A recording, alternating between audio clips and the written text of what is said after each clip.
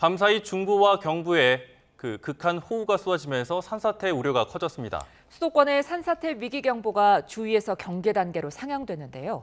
이우균 고려대 환경생태공학과 교수와 함께 현재 위험 상황과 주의할 점 짚어보겠습니다. 안녕하십니까? 나와 계시죠? 예, 안녕하세요. 고려대학교 이우균입니다. 네, 중부지방 곳곳에 극한 호우가 쏟아졌는데 이제는 산사태가 걱정입니다. 현재 위험 어느 정도로 보십니까? 예, 잠시 비가 그쳤긴 했지만 여전히 산사태 위험은 높은 상태입니다.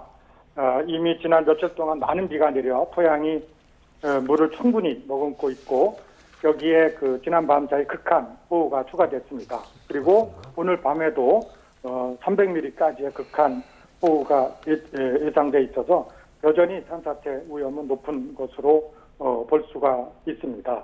특히 수도권과 강원, 경북 등 강한 비가 집중된 산지에서는 산사태가 언제든 발생할 수 있다는 전제하에 대응해야 합니다.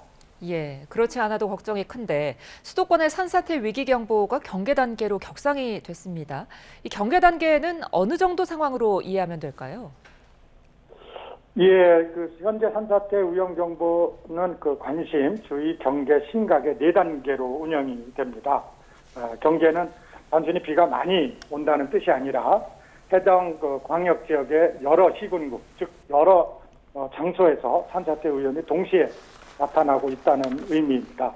그러니까 언제 어디에서 산사태가 발생이 돼도 이상하지 않은 상황입니다. 따라서 지금은 주민 대피 준비와 위험지역 통제가 실제로 작동해야 하는 단계입니다.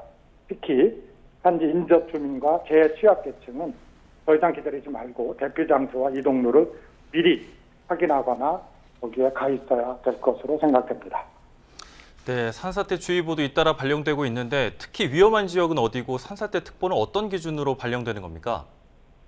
예, 그동안 비가 많이 왔고 또 어제 집중호우가 온 서울, 경기, 인천, 수도권과 강원 지역 그리고 경북 산지가 특히 위험합니다. 이러한 지역에서는 급경사지, 계곡 주변, 산지 하단부 그리고 특히 절개지나 공사장 주변 등 최근에 형질 변경이 이루어진 곳의 위험이 훨씬 높습니다. 이런 지역에서는 특별한 경계와 주의가 필요합니다. 예, 게다가 지금 비가 끝난 게 아니라는데 오늘과 내일은 어느 지역을 가장 주의 깊게 봐야 될까요? 예, 저도 좀 주의 깊게 보는데 오늘 8시 기준으로 저희가 예측한 거로는 수도권과 강원 지역이 위험하게 나옵니다. 그런데 조금 전 기상특보에서도 특보를 보면 오늘 밤에 여전히 또 극한 호우가 예측돼 있고 그것이 충청 지역으로도 확대될 것으로 보여집니다. 따라서 지금 수도권과 중부 지역, 강원 지역의 위험한 산사태 경보는 중부 지역 그리고 남부까지도 확대될 가능성이 높습니다. 비구름대가 이동하거나 정체하는 위치에 따라 산사태 위험은 항상 이동되게 됩니다. 그런 것들을 주의 깊게 보아야 합니다. 예, 이미 앞서도 많은 양의 비가 내렸는데 또 비가 내리기 때문에 산사태 위험이 훨씬 더 커질 것 같은데 어떻습니까? 예, 맞습니다. 산사태는 지금 당장 비가 많이 온다고 발생되는 것뿐만 아니라 그동안 비가 많이 와서 토양이 물을 충분히 머금고 있고 그런 상태에서 조금의 비만 와도 산사태 위험은 높아질 수가 있습니다. 즉 토양의 함수 수위가 올라가고 흙의 무게가 증가되면서 붙잡아주는 마찰력이 약해지면 산사태가 나기 때문에 현재 잠시 비가 소강 상태라 하더라도 그동안 비의 양이나 강도로 봤을 때 언제 어디서 산사태는 항상 날 수 있다라고 보아야 합니다. 네, 비가 많이 오면 산사태뿐만이 아니라 최근에는 도심에서도 축대나 옹벽 붕괴 사고가 잇따르고 있는데요. 도심에서는 어떤 곳을 특히 경계해야 할까요?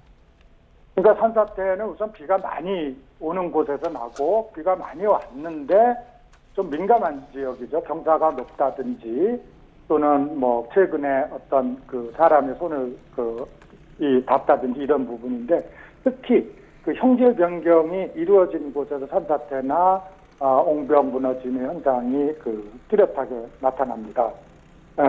그래서 최근에 그 오래된 뭐 흙대나 옹벽, 그리고 도로 비탈면, 그리고 뭐 공사장이나 흙바지나 그 물길을 좀 바꿔놓은 이런 곳에서의 그 땅 무너짐이나 옹벽이 무너지거나 또는 산사태, 그 옆에 그 길에서 무너지는 현상이 특별히 나타날 위험이 높기 때문에 이러한 부분을 잘 유의해서 관리를 해야 될 것으로 보입니다. 네, 산사태는 발생 전에 위험 신호가 나타나는 경우도 있다고 하는데 미리 알아채고 좀 대피할 수 있는 대표적인 전조 증상은 어떤 것들이 있을까요? 예, 그 낮이라면은 뭐 밖에 활동을 통해서 산비탈이나 옹벽 등에서 좀 뭐 평소에 없던 물이 좀 뭐 솟아난다든지 흙탕물이 흐른다든지 계곡물이 갑자기 탁해지고 좀 늘어난다든지 뭐 이런 것들이 전조 증상이라고 볼 수 있고요. 그리고 아주 그 주의 깊게 보면 전봇대라든지 또는 뭐 나무들이 이렇게 좀 기울어져 있다든지 뭐 이런 것들을 볼 수가 있습니다. 그런데 이제 이런 것 전조 증상이 있는데 이것을 발견하는 것보다도 그것을 잘 보고 대처하는 것이 중요한데요. 이런 것들을 예찰할 때 혼자 나가는 것보다는 주변과 함께 나가고 이웃과 함께 나가고 가능하면 마을 단위나 지자체 단위의 공동체 단위로 위험 지역을 살피는 것이 중요하다고 봅니다. 예. 그리고 그렇다면 특히 그 폭우가 내리는 중에는 이동이 좀 자제돼야 될 것 같고요. 야간에는 직접 밖으로는 안 나가는 게 좋을 것 같습니다. 예. 자, 그렇다면 만약 산사태를 목격하거나 맞닥뜨렸다면은 반드시 기억해야 할 행동 요령이 있을까요? 뭐 가장 빨리 안전한 곳으로 피하는 것이 뭐 정답인데요. 예. 우선은 그런 주변에 있지 않는 것이 좋은 것으로 보고요. 만약에 그런 일이 있다면 빨리 피하는데 산사태가 일어나는 그런 하부 방향이 아니라 옆쪽으로 가능하면 옆쪽으로 빨리 피해야 되고 그다음에 낮은 지역 뭐 계곡이나 하천, 지하 주차장, 지하 공간 등은 좀 피해야 될 것으로 생각이 됩니다.